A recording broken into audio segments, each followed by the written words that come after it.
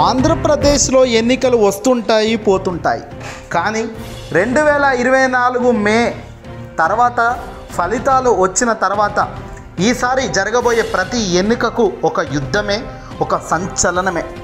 అవును, అనూహ్యంగా కూటమి అధికారంలోకి రావడం, జగన్మోహన్ రెడ్డి గారిపై భారీగా గెలుపు సాధించడం ఇది ఎవరు కూడా ఊహించింది అయితే కాదు.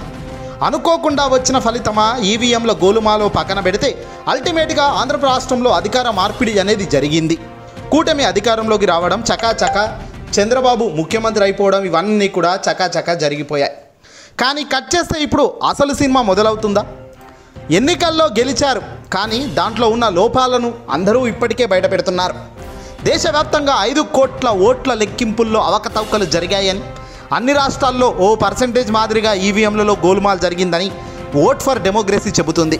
కాంగ్రెస్ పార్టీ కీలక నేతలు చెబుతున్నారు. ఆంధ్రప్రదేశ్ మాజీ ముఖ్యమంత్రి వైఎస్ జగన్మోహన్ రెడ్డి గారు తొలి రోజే చెప్పారు, ఏం జరిగిందో తెలియదు, ఆధారాలు లేవు, కానీ జరగాల్సిన నష్టం జరిగిందన్నారు. కట్ చేస్తే ఇప్పుడు ఆంధ్రప్రదేశ్లో మరో సమరానికి సిద్ధమైందా ఆంధ్రప్రదేశ్ రాష్ట్రం? ఎస్, అవును, ఏపీ మరో యుద్ధానికి సిద్ధమైంది. విశాఖపట్నం వేదికగా స్థానిక సంస్థల ఎమ్మెల్సీ ఎన్నికలకు తాజాగా నోటిఫికేషన్ విడుదలైంది. జరిగిన ఏ ఎన్నికైనా ఇక అధికారంలో ఉన్న చంద్రబాబు కూటమికే అనుకూలంగా ఉంటుంది అని అందరూ అనుకుంటుంటారు. వాస్తవానికి అధికారంలోనే ఏ పార్టీ అయినా అలాగే ఉంటుంది. గతంలో వైఎస్ఆర్సీపీ పార్టీ అధికారంలోకి వచ్చినప్పుడు ఏ ఎన్నికల్లోనైనా జగన్ క్లీన్ స్వీప్ చేసి పారేశారు తప్ప ప్రతిపక్షాలకు కనీసం డిపాజిట్లు కూడా దక్కిన పరిస్థితి లేదు. కట్ చేస్తే ఇప్పుడు అదే తరహాలో కూటమి ముందుకు అడుగులు వేస్తుందా అంటే ఖచ్చితంగా లేదు అనే సమాధానాలు వినబడుతున్నాయి. ఇటీవల కర్నూలులో జరిగిన ఒక ఎన్నికల్నే దీనికి ఉదాహరణగా తీసుకోవచ్చు. కర్నూలు స్టాండింగ్ కమిటీ ఎన్నికల్లో వైసీపీ ఏ రకంగా క్లీన్ స్వీప్ చేసిందో చూసాం. టోటల్గా 5గురికి 5 అభ్యర్థులు వైసీపీ వాళ్ళే ఘన విజయం సాధించారు. అక్కడ ఎంతో యునైటెడ్గా అందరూ ఒకటై జతగట్టి వైసీపీ ఓటు చీలకుండా, ప్రలోభాలకు లొంగకుండా అక్కడ గెలుపును కైవసం చేసుకున్న విషయం మనకు తెలిసిందే. ఇలా చిన్న చిన్న ఎన్నికలు ఎక్కడ జరిగినా వైసీపీ జెండా రెపరెపలాడుతున్న విషయం గమనార్హం. ఇక్కడే ఆశ్చర్యం కలుగుతుంది అందరికీ కూడా. ఇదేంది, కూటమి అధికారంలోకి వచ్చింది కాబట్టి ఏ ఎన్నికలైనా కూటమే గెలవాలి, కానీ ఇక్కడ జగన్ వైసీపీ జెండా మరోసారి గెలవడం ఏంటి? అసలైన ఎన్నికల్లో వాళ్ళు కనీసం 11 స్థానాలకు అక్కడ పరిమితం అవ్వడం ఏంటి? ఇప్పుడు ఏ ఎన్నికల్లో చూసినా మళ్ళీ జగన్ జెండా ఎగరవడం ఏంటి? ఇక్కడే ఉంది అసలైన లాజిక్. ఏం జరిగిందో తెలియదు, కానీ దేశవ్యాప్తంగా జరిగిన ఎన్నికల్లో ఈవీఎంలలో గోలుమాల్ జరిగిందా, మరొకటి జరిగిందా అన్నది పక్కన పెడితే ఇప్పుడు జరగబోయే ఎన్నికల్లో మాత్రం అసలైన సమరం ఉంటుంది అంటున్నారు అంతా కూడా. తాజాగా దీనికి సంబంధించిన విశాఖపట్నానికి సంబంధించిన స్థానిక సంస్థల ఎమ్మెల్సీ ఎన్నికలకు తాజాగా నోటిఫికేషన్ విడుదలైంది. నేటి నుంచి అంటే ఈ రోజు నుంచే నామినేషన్ స్వీకరణ ప్రక్రియ ప్రారంభం కూడా అయింది. ఈ నెల 13వ తారీఖు వరకు నామినేషన్ దాఖలకు అవకాశం ఉంటుంది. 14న స్క్రూటీనీ, 16వ తారీఖున ఉపసంహరణ, అలాగే ఈ నెల 30న పోలింగ్ జరగబోతుంది. ఇక సెప్టెంబర్ అంటే వచ్చే నెల 3వ తారీఖున కౌంటింగ్ నిర్వహించబోతున్నారు. ఉమ్మడి విశాఖపట్నం జిల్లా పరిధిలో ఈ ఎన్నిక జరగబోతుంది. విశాఖపట్నం, అనకాపల్లి, అల్లూరి సీతారామరాజు జిల్లాల పరిధిలోని మున్సిపల్ కార్పొరేషన్లు, అలాగే మున్సిపాలిటీలు, జిల్లా ప్రజా పరిషత్తులు, మండల ప్రజా పరిషత్ సభ్యులు కలిసి ఎమ్మెల్సీ ఎన్నికల్లో ఓటు హక్కు వినియోగించుకుంటారు. సెప్టెంబర్ 3వ తారీఖున ఓట్లు లెక్కిస్తారు. సెప్టెంబర్ 6వ తేదీన ఎన్నికల ప్రక్రియ పూర్తిగా ముగుస్తుంది. విశాఖపట్నం జీవీఎంసీలో కార్పొరేటర్లు, యలమంచిలి, నర్సీపట్నం మున్సిపాలిటీల కౌన్సిలర్లు, అలాగే జెడ్పీటీసీ, ఎంపీటీసీలకు ఓటు హక్కు వినియోగించుకుంటారు. మొత్తం చూసుకుంటే మొత్తంగా 841 ఓట్లు ఉండగా అందులో వైఎస్ఆర్సీపీ బలం 615 ఉంటే తెలుగుదేశం పార్టీ, జనసేన, బీజేపీ ఈ 3 కూటమి కలిసి ఉన్న కేవలం 215 ఓట్లు ఉన్నాయట వీళ్ళకు అనుకూలంగా. అలాగే 11 స్థానాలు ఖాళీగా ఉన్నాయి. ఇప్పటికే కూటమి ప్రభుత్వం ప్రలోభాల పర్వం భారీగా మొదలుపెట్టినట్టుగా సమాచారం అందుతుంది. ఎలాగైనా సరిగే వైసీపీ బలం ఇక్కడ నుంచి లాగేయాలి అనే ప్రయత్నం చేస్తుంది. వాస్తవానికి 841 ఓట్లు ఉంటే దాంట్లో దాదాపుగా 615 ఓట్లు వైసీపీకి అనుకూలంగా బలంగా నిలబడుతూ వస్తున్నాయి. ఇక్కడ కూటమిగా జతగట్టిన ఈ 3 పార్టీల సంఖ్య కేవలం 215 ఓట్లు మాత్రమే ఉన్నాయి. కాబట్టి ఖచ్చితంగా ఇక్కడ జగన్ జెండా భారీగా రెపరెపలాడుతుందని, విశాఖపట్నం వేదికగా జరుగుతున్న ఈ సమరంకు, విశాఖ స్థానిక సంస్థల ఎమ్మెల్సీ ఎన్నికల సమరానికి జగన్ చాలా సీరియస్గా దృష్టి పెట్టారు. ఇక్కడ ఆయన దృష్టి పెట్టడమే కాదు, ఖచ్చితంగా డబ్బు ప్రమేయం ఉంటుంది, రాజకీయ పెత్తందారులై ఉంటుంది, అన్నీ ఇక్కడ కలుస్తాయి.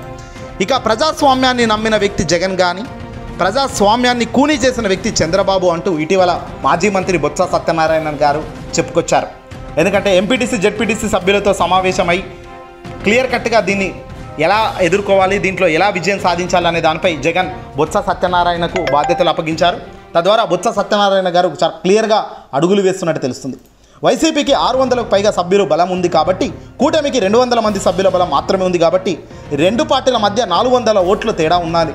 ఈ 400 ఓట్ల తేడాను గుంజుకునేందుకు ప్రలోభాలు పెడతారు, డబ్బు ఆశ చూపిస్తారు, భయపెడతారు, అధికారంలో మేమే ఉన్నాం కదా అని. కానీ వీటికేటికి లొంగకుండా జాగ్రత్తగా అడుగులు వేస్తే విజయం మనకే అని బొత్స సత్యనారాయణ గారు తెలిపారు. ఎంపీటీసీ జెడ్పీటీసీల గౌరవాన్ని కాపాడే బాధ్యత మాదని, డబ్బుతో ఓట్లు కొనాలని చూస్తున్న చంద్రబాబుకు హెచ్చరిస్తున్నామని కూడా బొత్స గారు వార్నింగ్ ఇవ్వడం జరిగింది. ఓట్లు కొనడం ప్రజాస్వామ్యంలో మంచి పద్ధతి కాదు. గతంలో టీడీపీ కంటే 50 ఓట్లు తక్కువగా ఉంటే పోటీ నుంచి తప్పుకున్నామని బొత్స పేర్కొన్నారు.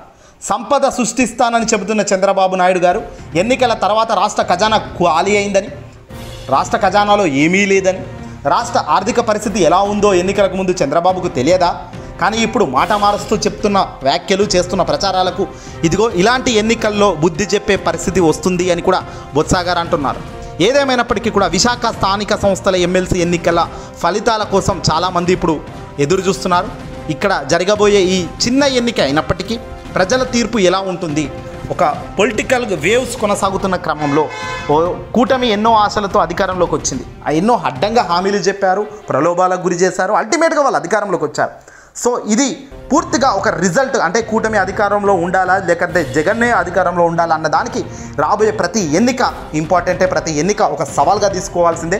జగన్మోహన్ రెడ్డి గారు కావచ్చు, వైసీపీ క్యాడర్ కావచ్చు, పార్టీ నేతలు కావచ్చు, ఎవరైనా సరే ప్రలోభాలకు గురి కాకుండా వాస్తవానికి చాలా దగ్గరగా ఉంటూ ప్రతి ఎన్నికను వైసీపీకే, వైఎస్ఆర్సీపీ పార్టీ క్యాడర్కే గెలిపిస్తూ పోతే కనుక ప్రజలకు ఒక మార్పు వచ్చినట్టే అనుకోవాలి. లేదు అనుకుంటే మాత్రం ఖచ్చితంగా మళ్ళీ జగన్మోహన్ రెడ్డి గారు ఇబ్బంది పడే పరిస్థితి వస్తుంది. ఎందుకంటే వాస్తవానికి చంద్రబాబు అధికారంలోకి వచ్చిన తొలి రోజుల్లోనే వ్యతిరేకత ఏ స్థాయిలో పెరిగిందో మనం చూస్తున్నాం. గడిచిన 5 ఏళ్లలో జగన్ హయాంలో కానీ, అంతకుముందు చంద్రబాబు కూటమితో ఇదే పద్ధతిలో గెలిచిన 2014 నుంచి 2019 దాకా ఉన్న చంద్రబాబు అధికారంలో ఉన్నప్పుడు కూడా ఇంత వ్యతిరేకత ఈ స్థాయిలో అతి తక్కువ కాలంలో రాలేదు.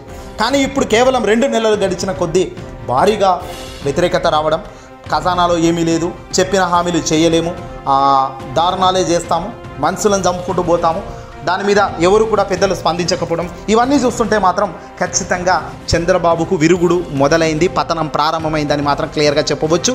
ఈ ఎన్నికే కాదు, ఏ ఎన్నిక వచ్చినా, కర్నూలులో జరిగింది స్టాండింగ్ కమిటీ ఎన్నికల్లో చూసినాం, విజయం వైసీపీ క్లీన్ స్వీప్. ఇప్పుడు విశాఖ స్థానిక సంస్థల ఎమ్మెల్సీ ఎన్నికల్లో చూడాలి. ఎందుకంటే ఇది కాస్త పెద్దగా కనబడుతుంది. 800 మంది ఓట్లు వేసేదానికి సిద్ధంగా ఉన్నారు. 841 ఓట్లు ఉండగా అందులో 615 వైసీపీకి, 215 టీడీపీకి, అలాగే 11 స్థానాలు ఖాళీగా ఉన్నాయి. కాబట్టి ఇక్కడ ఎవరెవరు ఎంత పర్సెంటేజ్లో గెలుస్తారో అనేది చూడాల్సిన అవసరం ఉంది. ఇక్కడ చంద్రబాబు ఎన్ని జిమ్మిక్కులు చేసినా, ఎన్ని డ్రామాలు చేసినా అల్టిమేట్గా గెలవాల్సిన పద్ధతిలో వైసీపీ గెలవాలని చూస్తుంది, న్యాయబద్ధంగా గెలవాలని చూస్తుంది, నిజాయితీగా గెలవాలని చూస్తుంది. కానీ కూటమి మాత్రం ప్రలోభాలు మొదలుపెట్టింది, డబ్బు ఆశ చూపిస్తున్నారు, భారీగా రాజకీయాలు చేసినా కూడా అల్టిమేట్గా ఏం జరుగుతుందనేది చూడాల్సిన అవసరం ఉంది. ఏదేమైనప్పటికీ కూడా తాజాగా విశాఖలో జరగబోతున్న ఈ స్థానిక సంస్థల ఎమ్మెల్సీ ఎన్నికలపై అందరి చూపు కనబడుతుంది. ఈ యొక్క గెలుపు చాలు జగన్మోహన్ రెడ్డి గారు ఏ రేంజ్లో మళ్ళీ రిబ్యాక్ అవుతారో అనేది చెప్పడానికి అంటూ చాలామంది అంటున్నారు. ఇప్పుడు వచ్చే ప్రతి ఎన్నికలు ఇలాగే ఉంటాయి. ప్రతి స్థానిక సంస్థల ఎమ్మెల్సీలు కానీ ఏ ఎన్నికైనా జగన్ చాలా సీరియస్గానే దృష్టి పెడతారు. చంద్రబాబు మాదిరిగా డబ్బులు ఇచ్చి గుంజేసే రకంగా జగన్ ఖచ్చితంగా ఆలోచించి ప్లాన్తోనే, యాక్షన్ ఆఫ్ ఐడియాతోనే గెలిచేదానికి ముందుకు అడుగులు వేస్తున్నారు. సరే, అప్పుడంటే ఈవీఎంలతో గెలిచారా, ఇంకో దాంతో గెలిచారా పక్కన పెట్టండి, దమ్ముంటే ఇప్పుడు గెలవండి అంటూ వైసీపీ నాయకులు కూడా సవాల్ విసురుతున్నారు తెలుగుదేశం పార్టీ కూటమికి, అటు పవన్ కళ్యాణ్కు, బీజేపీకి సైతం. ఏదేమైనప్పటికీ కూడా ముగ్గురు జతగట్టినారా అని ఓట్లు ఒక్క జగన్ నిలబడితే రావడం అంటేనే తెలిసిపోతుంది ఎంత పర్సెంట్ జగన్కు అభిమానం ఉందో, ఎంత పర్సెంట్ వాళ్ళ ముగ్గురు కలిస్తే అభిమానం ఉందో అన్నది కూడా ఈ లెక్కలను బట్టే తెలుస్తుంది. ఈ వీడియోని అసలు లైక్ కొట్టి షేర్ చేయండి.